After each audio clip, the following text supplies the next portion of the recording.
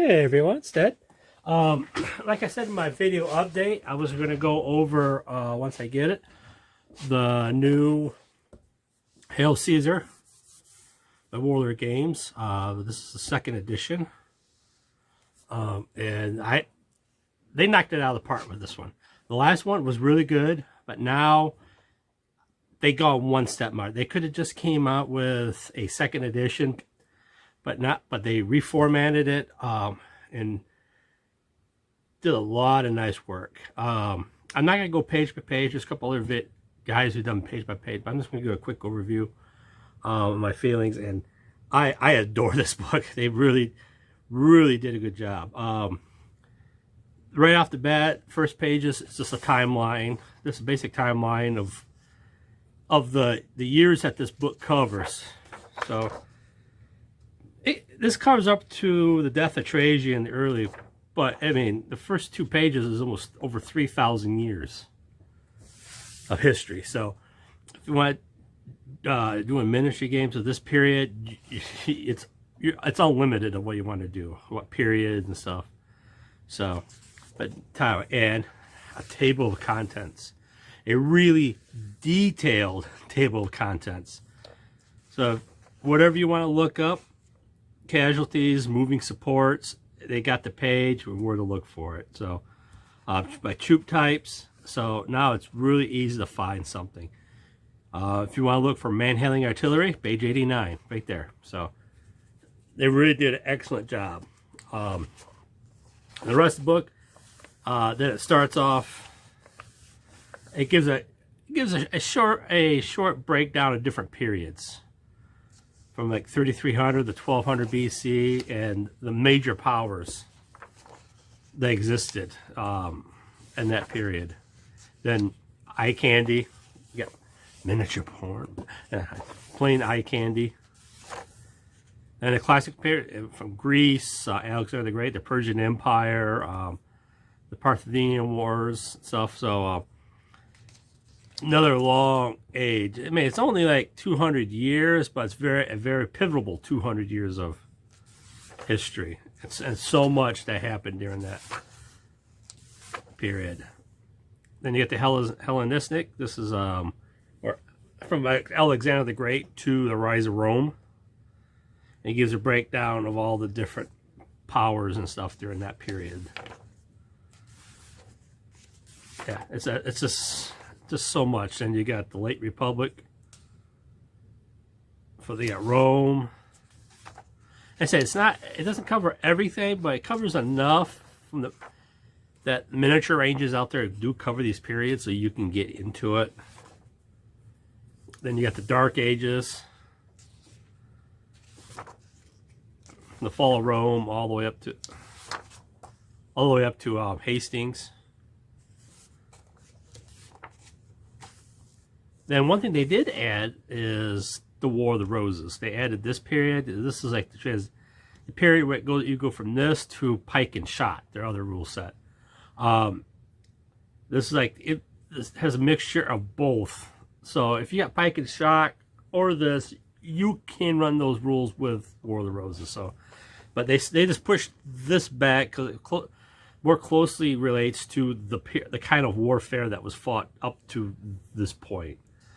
It does cover a lot. It does skip about almost 500 years of history. So there's still 500 years in between the Dark Ages and the War of the Roses. So there's so much that you can do.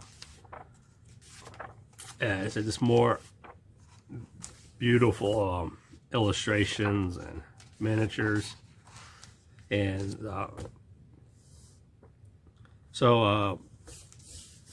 the book, they really, I mean, I can't say how the breakdown of the rules and stuff. So what I'm saying, the videos come up on how to play, how to move troops and stuff like that. I'll cover that. But yeah, this is like the book is just lavishly illustrated all the way through.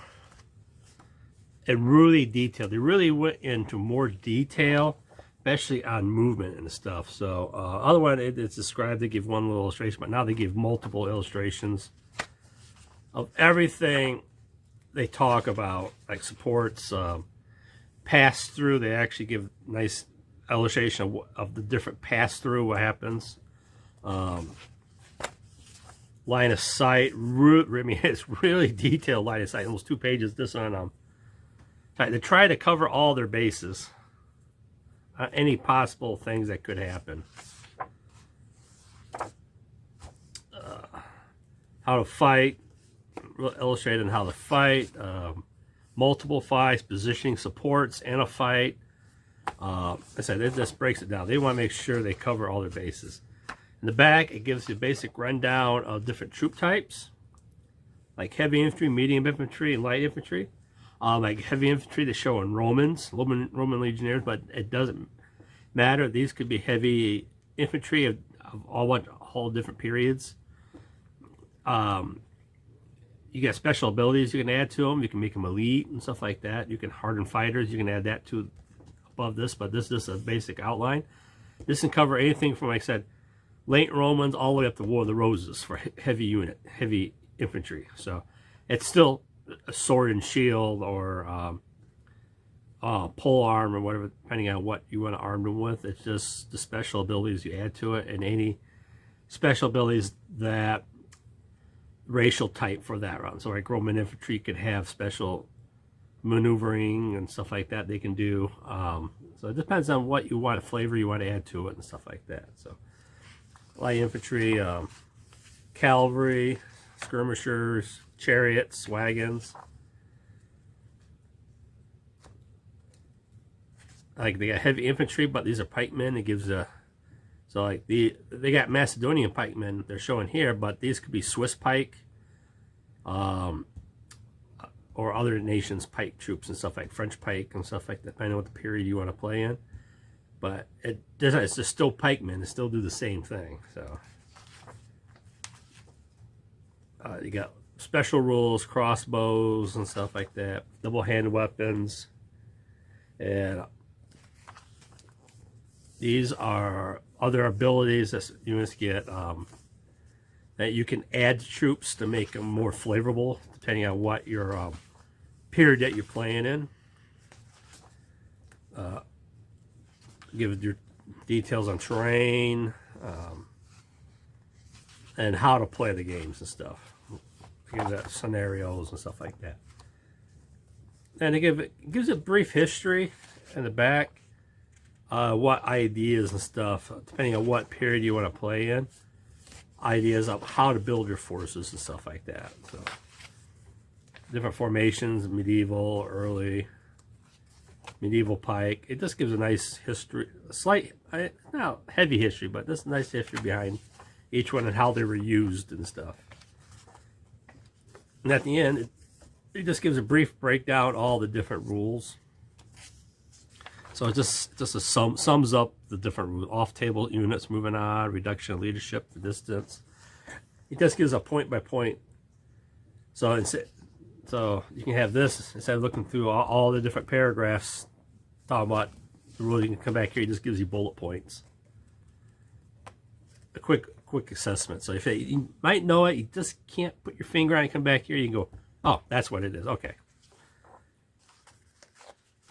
So it gives quite a few pages that it's like a lot of rules, but there isn't. Most of it actually just cover. They just want more detailed in the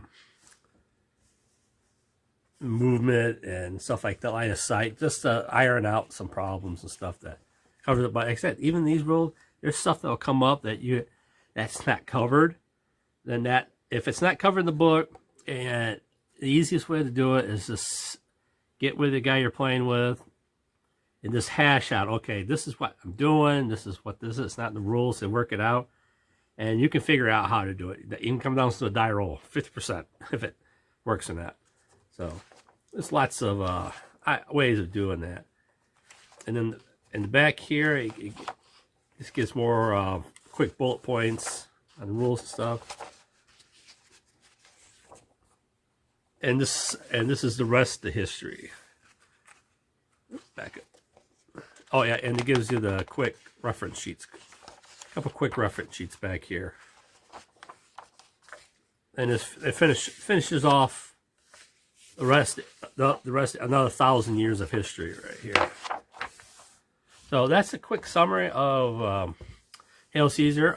So I'm going to sit down. I'm going to do chapter on how to move and stuff. It's for people who want to get into it, who've been thinking about it. I hope to give them ideas that Hail Caesar is like, it's not just like black powder. It's not as detailed as some sets, but what we found out, even with the faster pace of rules and stuff in it, that the outcome of the battle still works out the same way if you had the more detailed set of rules. It's kind of ironic that way, but this is what you can sit down, learn the rules in the evening, and you can play large battles with these. Especially if you have a large collection, you can have a large battle, and 2 people can play out the whole battle in the evening. So, one way to get miniatures on the table, get them used, and just have some fun. All right.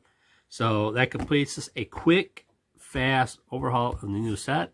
Set upcoming release will show you on movement, shooting, hand-to-hand, morale. It's just the basics. There's still a lot of stuff in the rules, but it just gives you the basic idea of how to play the game and to enjoy it for what it is. So until later, guys. Thank you for watching, and I'll see you in the future.